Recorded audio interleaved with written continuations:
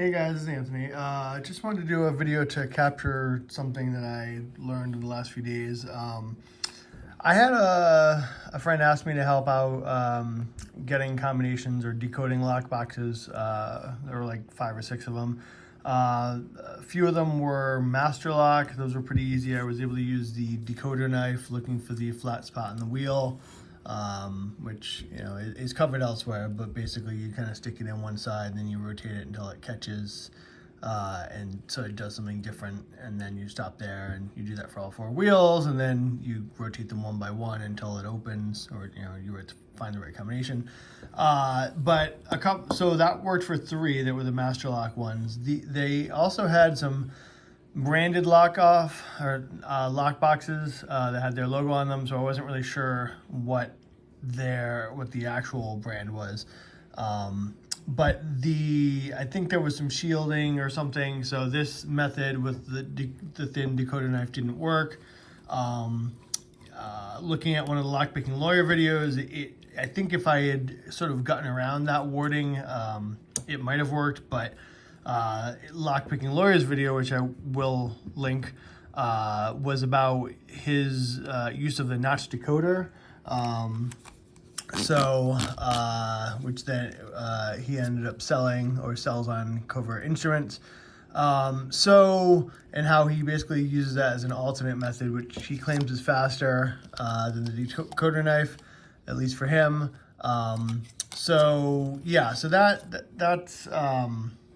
Anyway, so I was trying to use that as an alternate method, and like most of these things, it works, but it requires more effort and practice and stuff than you would think. So fortunately, at this point, I have a small collection of lock boxes. This was in here, so I think if I do this, it was in, let's see, where was it? It was basically in here. This is yet another knockoff of the master lock boxes. I'll put this back together later, but you can see that this goes in here. But basically, I just wanted to take it apart to do what lockpicking lawyer had done and sort of explore the insides. But he showed it, and I was trying to sort of like figure it out.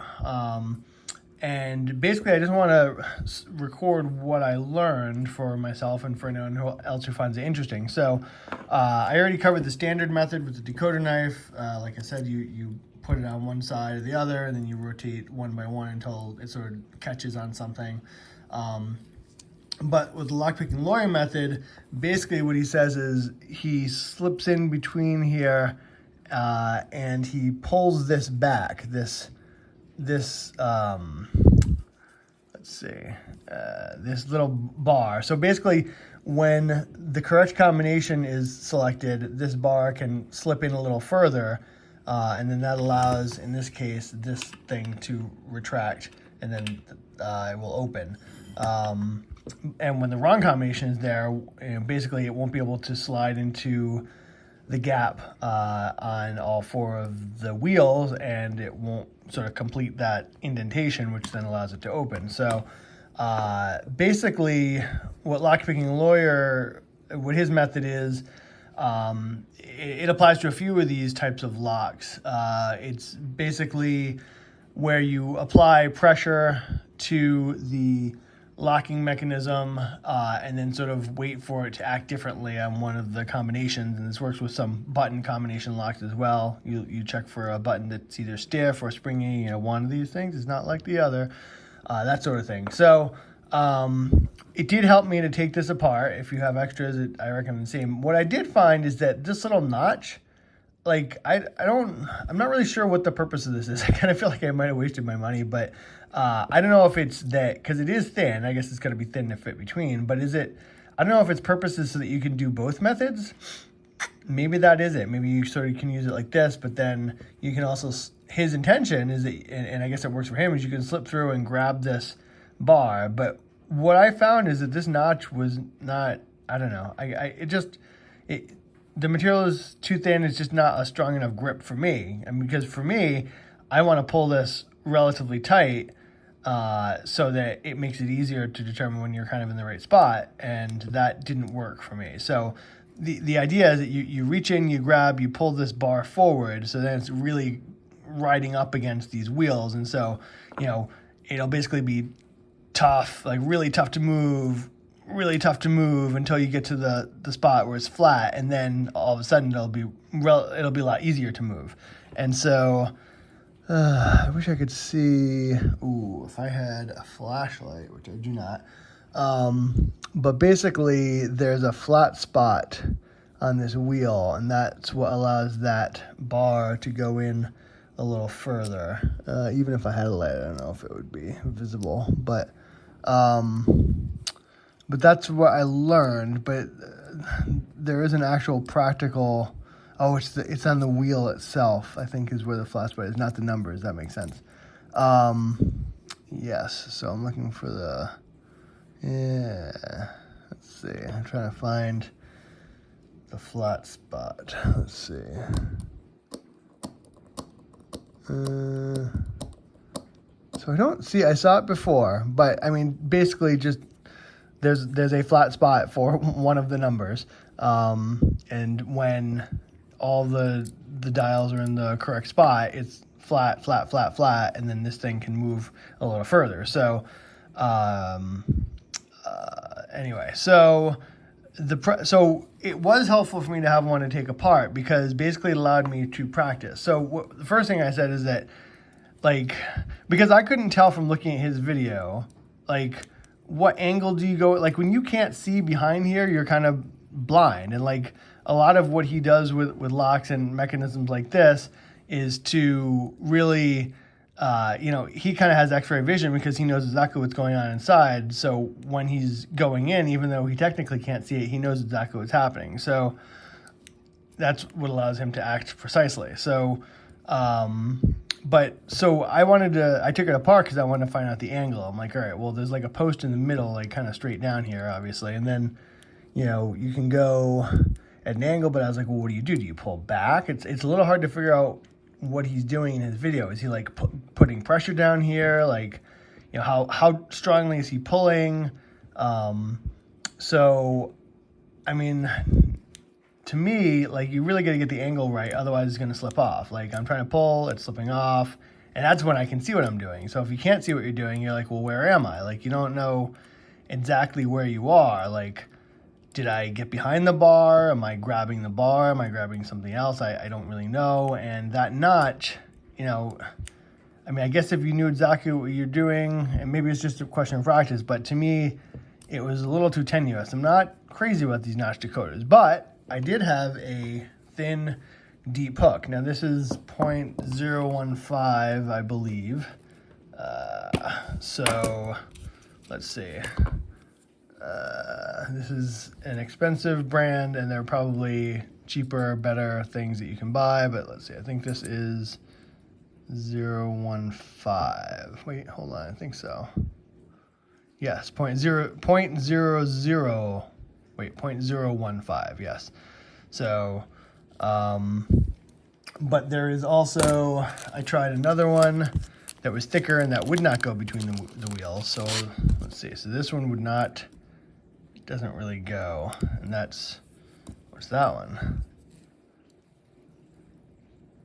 That is, 0.018. So yeah, so 0.015 is what you want.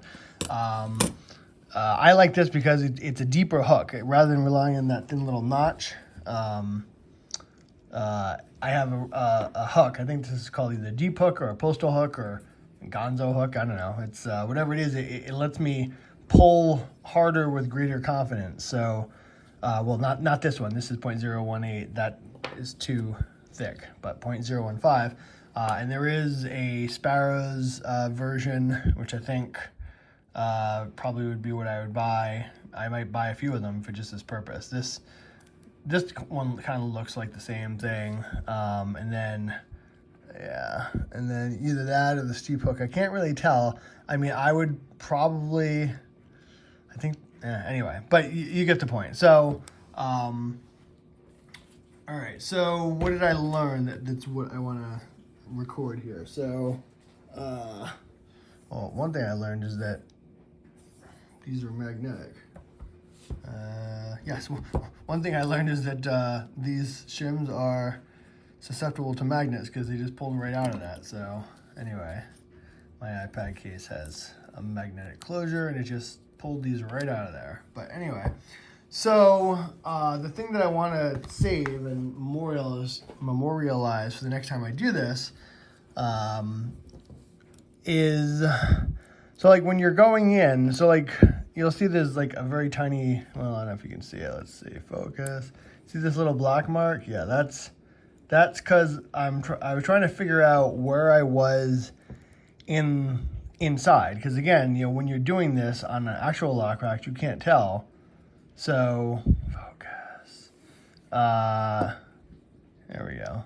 So, you know, I'm like, well, how do I know when I'm at the right depth? So I think I actually tried to take a Sharpie and, you know, basically with this version, which I took apart, I said, all right, well, even though it's a different kind of lockbox, like it'll give me a rough sense of how deep I should go. So like I took a Sharpie and I kind of, you know, went, you know, with the Sharpie, and then inadvertently got some on the face of the lockbox wheels. But now if I could get it out, yeah, it's worn off because I did a little bit, but there's a very tiny mark there. But yeah, so that was, it's not a bad idea. It's kind of like putting marks on a pick with a Sharpie, you know, kind of to tell where you are in the lock, you know, almost Lishy-like. But if you're a beginner, to just sort of see, all right, I'm on pin stack 1, pin stack 2, pin 3, pin 4, etc. If you have like little Sharpie marks along. So it was that idea. It was an okay idea, except for the fact that the Sharpie rubs off, but whatever. But the thing that really made the difference that I want to share is, to me, again, like you can't see what's going on here. So, I mean, I guess you could just sort of like just do it repeatedly over and over and over again until you kind of figure it out. That's maybe the slow way. But what I liked, the method that really worked well for me is, what I like doing is going in, and I see the tip of the hook is right there. So right here, see, I can push. So push. So what I would like to, and that worked really well for me, to have more confidence that, because you want this to be behind the bar. Right now it's in front. But to me, what worked, which was the breakthrough tip, was you put it in and you basically, you probe forward until you sort of feel the spring. Like, you know, and you're like, oh, okay, so now I'm in the front of the bar. So now it's good. Now you know roughly where it is. So then you dip it a little bit and you sort of guide it around and under. So I'm trying to guide it around and under if I can. Where is it? Okay. And then you can hook it and pull it back. Well, it slipped out that time, but you basically pull it forward or up. And that gave me more confidence that I had found the bar and that I was behind the bar. And so I don't even know what the combination is on this anymore. So we'll set it to 0000, which is going to be my new advice for people. So basically, I like, you know, pretending that I can't see what's going on here. So I really have forgotten the combination at this point. So you slip it in, you sort of feel, all right, now I'm pressing up against the bar. So now I'm going to try to go underneath it. This might actually be easier if this was installed, but now I'm going to try to, so now, hold on.